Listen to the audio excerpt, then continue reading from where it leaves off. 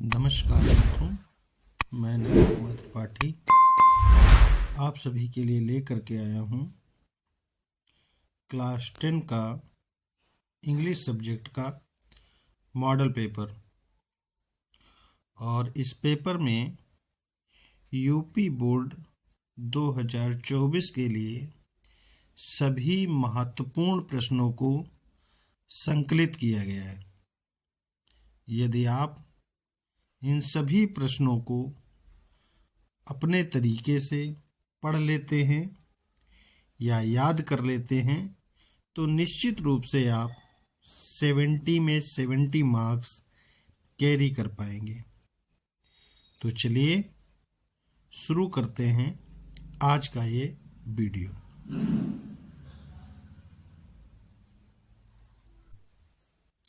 Model paper का कुछ scenario है, जैसे जर्नल इंस्ट्रक्शंस, और यहाँ पर आप देख सकते हैं कि कुछ जर्नल इंस्ट्रक्शंस दिए गए हैं जो कि आपके प्रश्न पत्र में भी मिलेंगे। जैसे कि the first 15 minutes are allotted only for reading the question paper. Second है, this question paper is divided into 2 sections. Section A contains multiple choice questions. Candidates have to choose the correct options. Then 4 number है, Section B contains descriptive answer type questions. और 5th है, all questions are compulsory. Marks are indicated again question.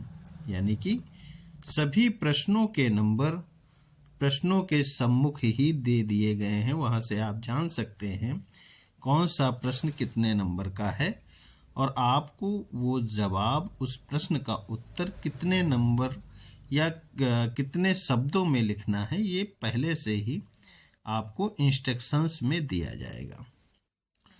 20 number के जो ये प्रश्न दिए जा रहे हैं आपको, ये मल्टीपल चॉइस क्वेश्चंस आपको मिलने वाले हैं। यहाँ पर एक अनसीन पैसेज है, उससे 3 क्वेश्चन हैं, नंबर 1 से लगा करके और नंबर 3 तक। ये 3 प्रश्न आपको यहाँ से अनसीन पैसेज से करने हैं। तो चलिए देखते हैं प्रश्न क्या है। Read the following passage carefully and answer the questions that follow. Choose the correct option.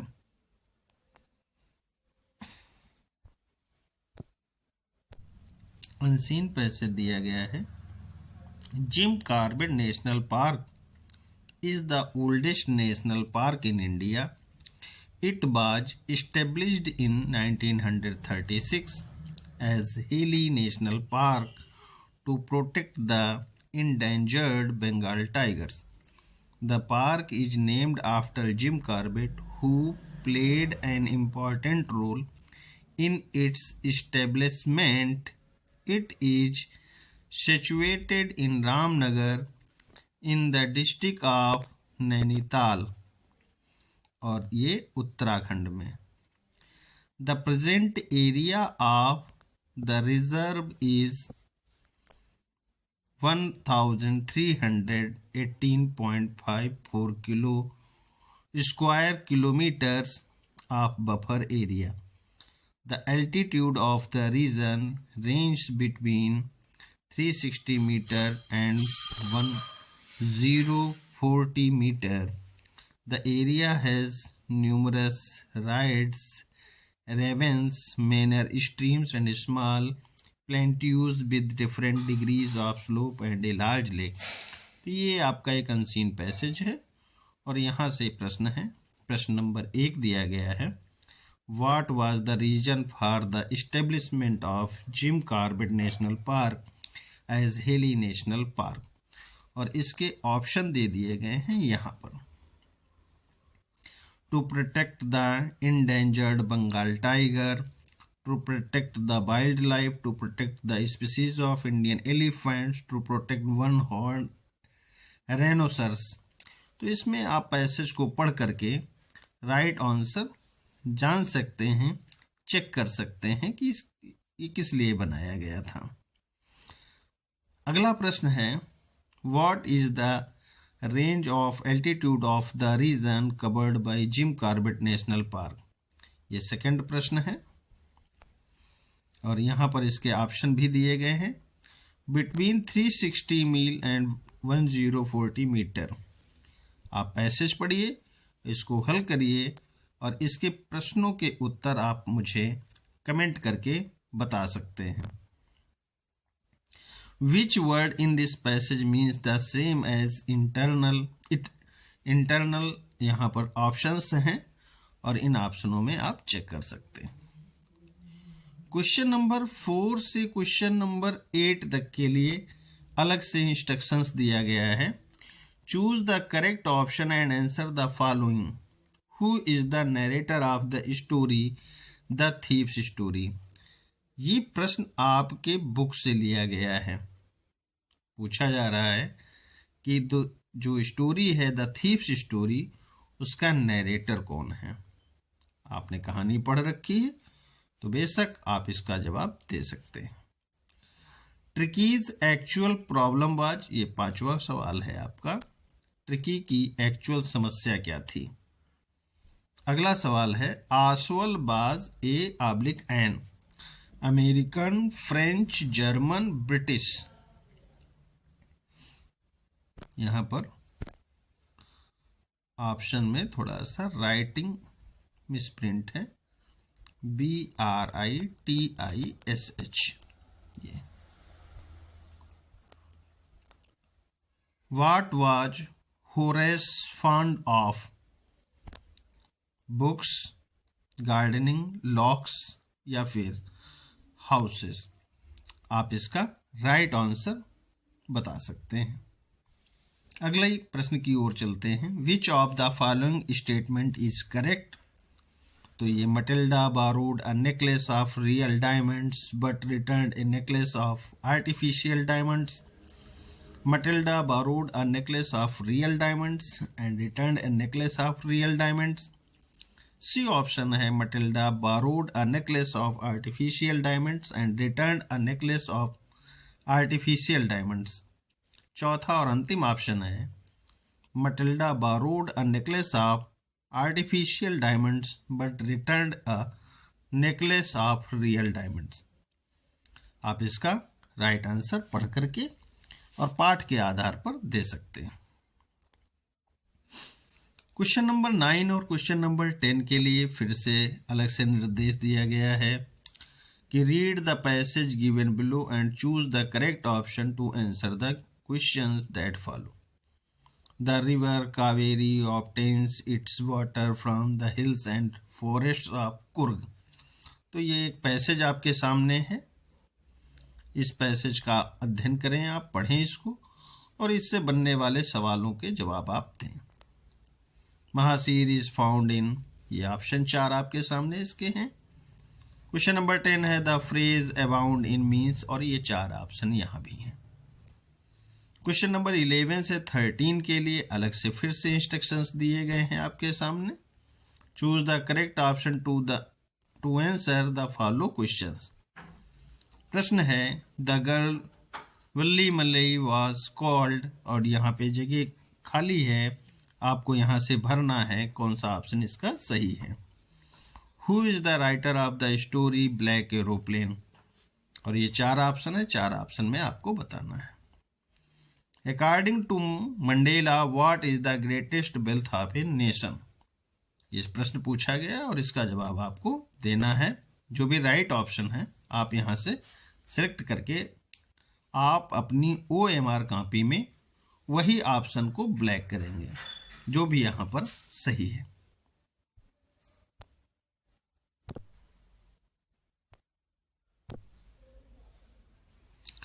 Read the following passage and answer the questions that follow. एक अनसीन पैसेज यहाँ पर आपको फिर से मिल जाता है और ये पूरा पैसेज आप पढ़िए और इसको पढ़ने के बाद नीचे दिए गए प्रश्नों को आपको हल करना है। ये पैसेज है पूरा, इसको वीडियो को आप पॉज कर लीजिए। पॉज करने के बाद इसे पढ़ लीजिए और पढ़ने के बाद यहाँ पर प्रश्न दिए गए हैं और इन प्रश्नों के उत्तर आपको देना है। जैसा पहला की प्रश्न है, in the above passage who is the source of inspiration, और ये 2 नंबर का सवाल है आपके लिए। उसी तरह where was Florence Nightingale born, ये भी 2 नंबर का सवाल है। How did Nightingale serve the wounded soldiers, ये भी 2 नंबर का सवाल है।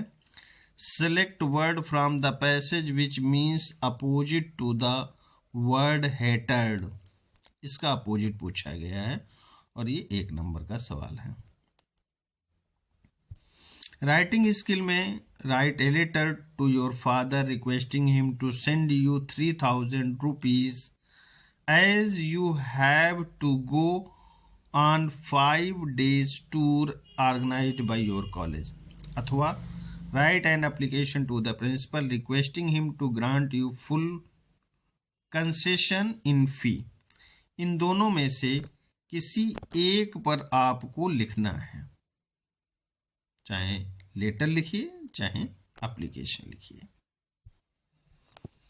अगला प्रश्न है, right A report on the importance of trees in about 80 to 100 words। अब यहाँ पर कुछ हेडिंग्स आपको मिल जाती हैं, जैसे types of trees, their utility, environment, products that they give, trees and human health और your impression.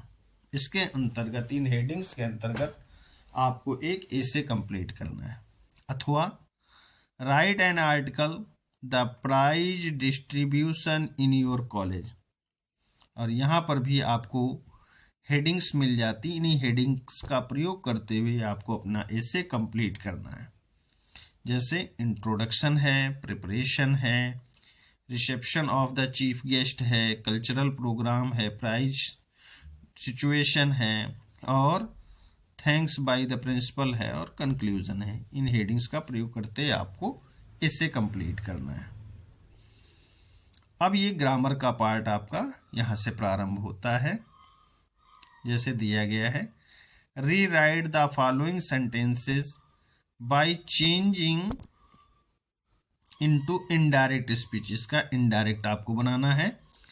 My father said to me, have you completed your work now.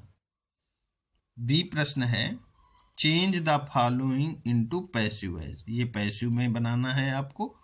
Akbar defeated him in the battle of Panipat. फिर ये punctuation करना है आपको। नीचे sentence दिया गया है और उसके बाद translate the following into English, या आपको ट्रांसलेशन करना है।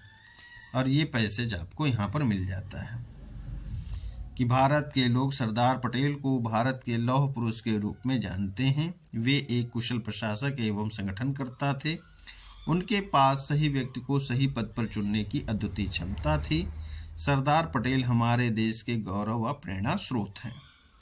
अब यहाँ से ये लिटरेचर का पार्ट आपका शुरू होता है। अब यानी कि किताब से आपके प्रश्न स्टार्ट हो जाते हैं।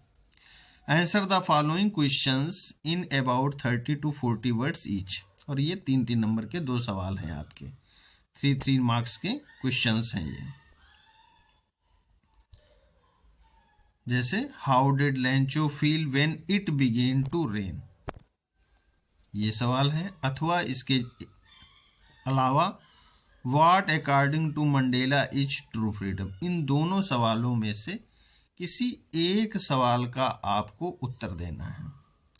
फिर एक दूसरा है क्वेश्चन नंबर बी पार्ट इसका, और बी पार्ट कहता है कि what made Valli said on her return journey.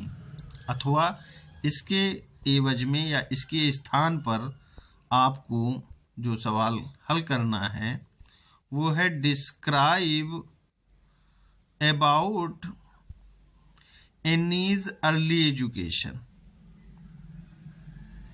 इन दोनों सवालों में से what made Valli said on her return journey अथवा describe about Anne's early education, इन दोनों सवालों में से कोई एक सवाल आपको लिखना है। अब यहाँ पर एक लॉन्ग आंसर है। Answer any one of the following in about 60 words, any one है, यानी कि 2 प्रश्न दिए गए हैं, इनमें से एक हल करना है आपको। फिर अगला सवाल है,